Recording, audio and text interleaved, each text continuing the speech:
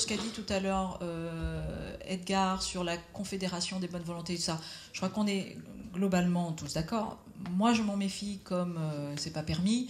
Je pense qu'il faut plutôt aller vers un autre acte. Ça me fait penser à la Confédération des bonnes volontés, vous savez, à l'International des bons sentiments d'Althusser. Bon, quand on pense comment il a achevé sa femme, entre guillemets, je me dis que je vais laisser tomber la Confédération des bonnes volontés. Bon, tranquille, on fera pas ça.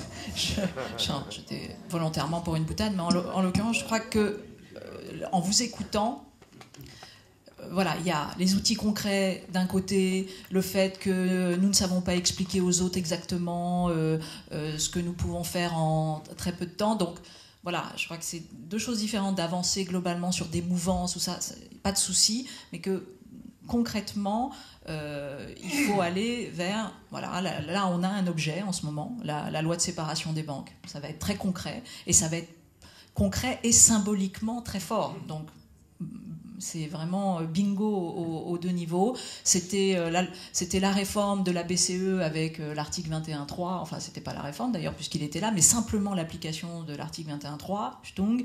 C'est éventuellement des propositions qui sont faites par un autre collectif, qui est le collectif des 20 propositions, mais qui est très proche de nous, contre le capitalisme de Gaël Giraud, sur la réforme du Code civil, l'article 1832, qui réforme totalement la définition de l'entreprise, bon, etc., etc. Donc on a des choses comme ça, qui sont très précises, qui sont symboliquement très fortes, et qui sont faisables.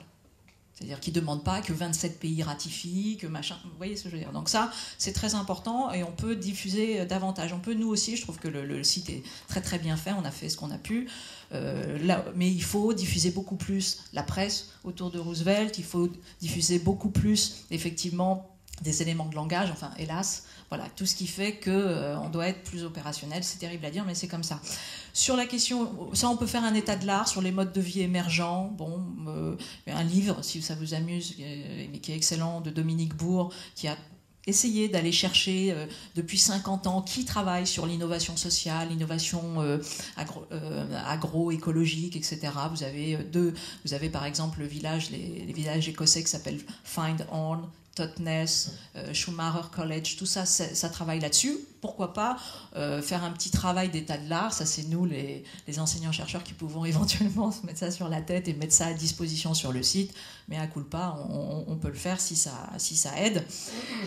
Sur les 32 heures, effectivement, moi je ferai une réponse à la pierre, c'est-à-dire que déjà vous avez des moyennes, la moyenne de travail en Allemagne, c'est pas 39, c'est pas 37, c'est 31 et quelques, je crois, enfin 30, c'est-à-dire de fait, je crois qu'il faut démystifier cette réalité qu'on nous vend sur il y a tant d'heures de travail, alors que quand on fait la moyenne des temps de travail réels, on est déjà en dessous des 32 heures. Donc je crois que là, il faut plutôt aller sur la réalité que de défendre ça comme une mesure d'innovation absolue, alors que c'est la vérité aujourd'hui du travail. Voilà. Et puis dernier point je crois qu'il faut faire un argumentaire pour que les gens adhèrent, parce que jusqu'à présent on n'en a pas fait un sujet, je crois, tout simplement. Quand on se fait, moi je vous raconte une anecdote, mais il y en a 1000.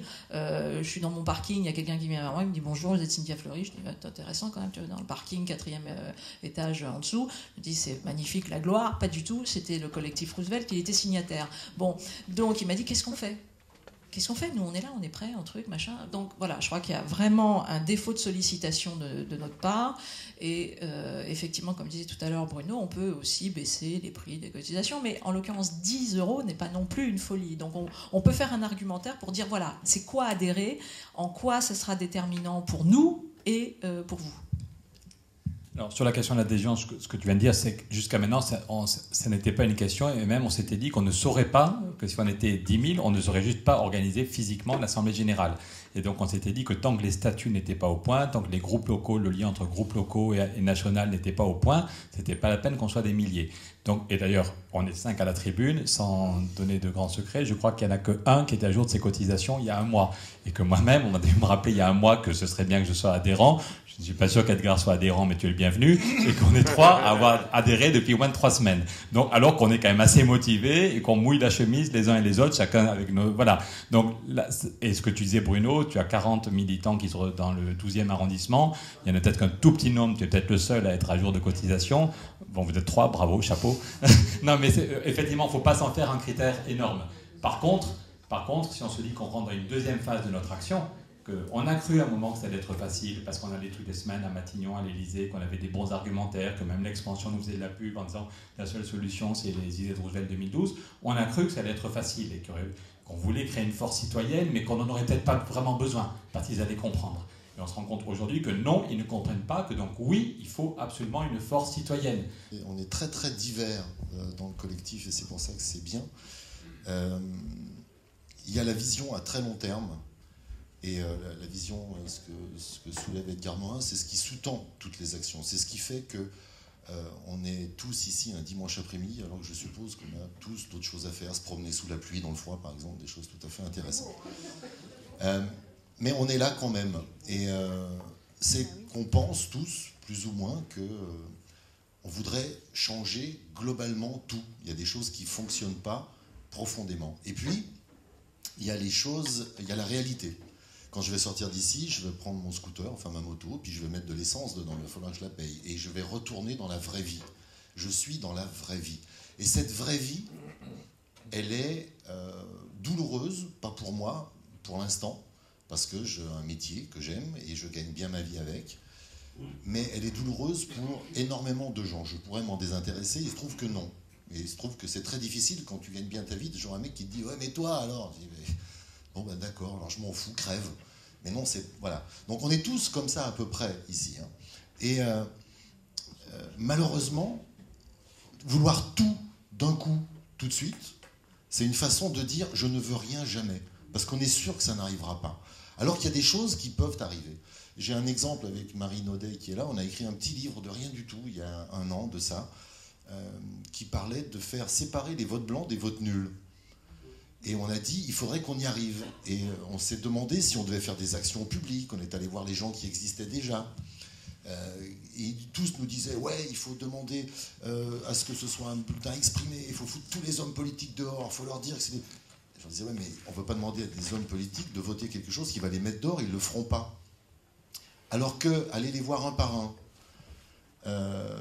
et leur dire, est-ce que vous voteriez une loi dans ces termes-là, qui sépare simplement les votes blancs des votes nuls et qui rend les votes blancs visibles, alors qu'ils étaient invisibles. Ils ont tous dit oui, on la votera.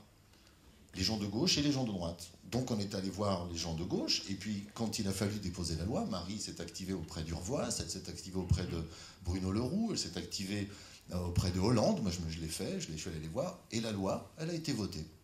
Ça change absolument rien. Elle a été votée en première lecture à l'Assemblée, elle va au Sénat, je suis en train de faire du lobbying au Sénat, je vais voir les sénateurs, tu la voteras ? Oui, monsieur Gazio. Voilà, ça se passe, c'est à ce niveau-là, hein, c'est aussi con que ça. Hein. Tu payes un coup, tu bois un verre, ouais, t'inquiète, on va t'aider. Bon, c'est ça, en gros. Et cette loi, elle change fondamentalement tout. Elle change absolument tout. Parce qu'au départ, tout le monde va dire, ça sert à rien. Et dans 3-4 élections, ce bulletin, qu'on ne mettra pas dans l'urne, puisqu'on mettra l'enveloppe vide, peut-être qu'il aura une visibilité très grande. Et le jour où, dans une élection, généralement, ce sont des élections régionales, municipales, la députation, ça marche très bien. Ça ne marche pas du tout sur les élections présidentielles.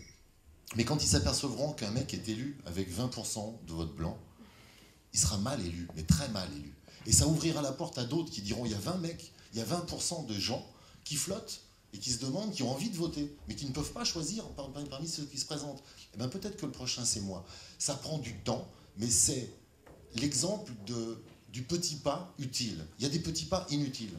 Les petits pas dans la séparation des banques, c'est inutile, parce que c'est possible de faire autrement tout de suite. Et ça, ne pas le faire, c'est ce que je disais tout à l'heure en préambule, ça ne sert que 8000 personnes en France. Et quant aux actions devant Bercy, voilà les raisons pour lesquelles je ne suis pas et je ne tiens pas à devenir un spécialiste de la contestation. D'abord parce que je ne serais pas crédible. Ouais, j'arrive, t'étais où aux Maldives? Et là, je conteste. Tu vois, Bruno, reste couché, on va le faire pour toi, tout ça. Mais je peux servir, quand je dis à Pierre que je sers de tête de gondole, c'est que j'ai une très grande détermination. Et je n'ai pas envie de faire... Si la révolution commence, il y a zéro problème, je serai du côté de ceux qui font la révolution.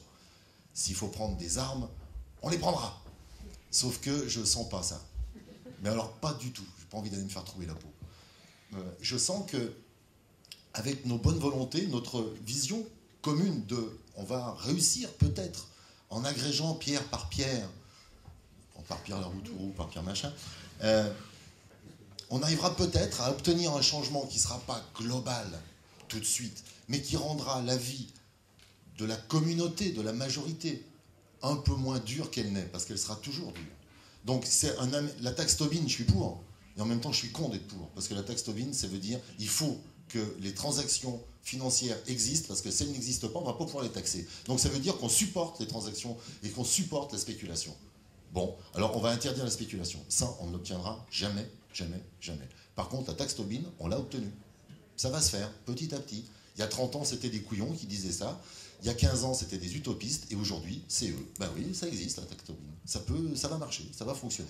Suzanne Georges Laballe va peut-être me dire le contraire, mais oui, ça va fonctionner. Pour la taxe sur les transactions, oui, c'est bien de l'avoir, mais leur objectif n'est absolument pas le nôtre. Ils veulent mettre ça directement dans les déficits, réduire les déficits et contribuer au budget de leur pays respectif, d'après ce que j'ai compris. Nous, c'était tout à fait autre chose, et en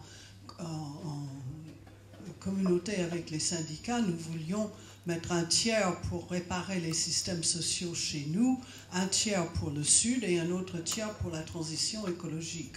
Donc c'est tout de même très très éloigné de notre objectif, mais qui comprennent que la taxation internationale est possible et souhaitable, c'est très bien.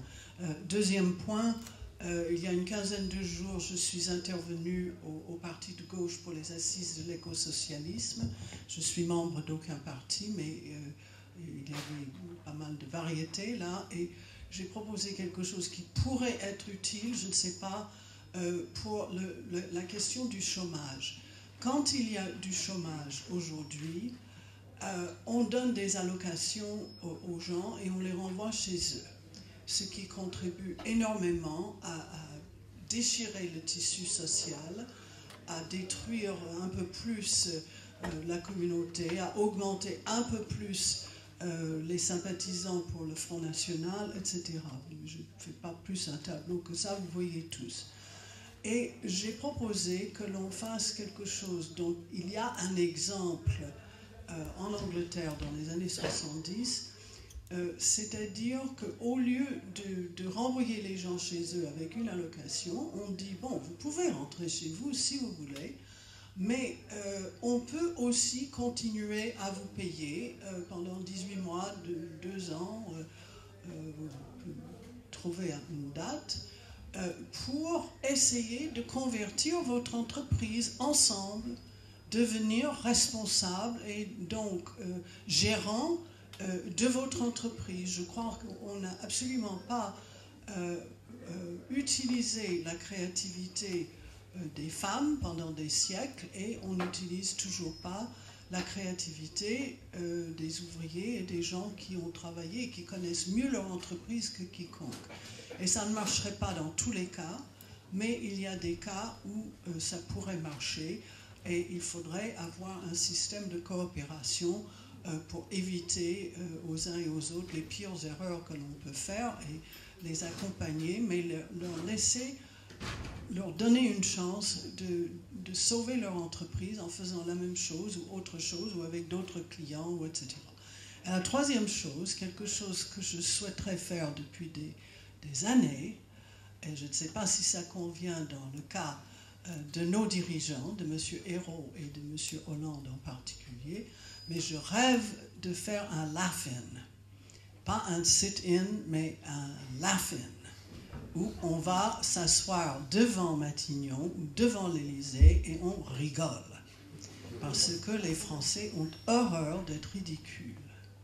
Et je crois qu'on a beaucoup de moyens de montrer que non seulement ils sont bêtes, hésitants, pas des dirigeants vraiment, mais ridicules. Je la soutiens. Simplement, il va falloir rire très longtemps, Suzanne, et il va falloir trouver des gens pour faire rire très longtemps. Parce que rire comme ça très longtemps, ça va pas être simple. Une après-midi entière. On prendra des rires enregistrés, on a ça en télé.